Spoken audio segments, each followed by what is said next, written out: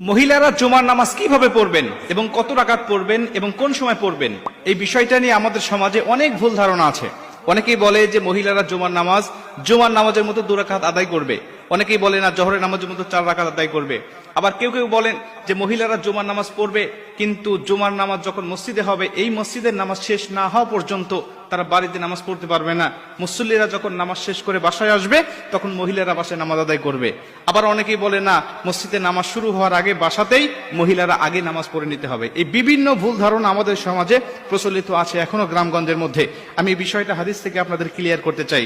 সুনানে আবু দাউদ শরীফে বর্ণনায় আল্লাহ রাসূল সাল্লাল্লাহু আলাইহি ওয়াসাল্লাম বলেন, প্রত্যেকটা মুমিনের জন্য অবধারিত করে দেওয়া হয়েছে, রাসূল সাল্লাল্লাহু আলাইহি ওয়াসাল্লাম বলছেন প্রত্যেকটা মুমিনের জন্য আবশ্যিক করে দেওয়া হয়েছে তারা মসজিদে গিয়ে ইমামের পিছনে জামাতের সাথে তারা জুমার নামাজ আদায় করবে, কেবলমাত্র শুধুমাত্র 4 প্রকার ব্যক্তি ছাড়া।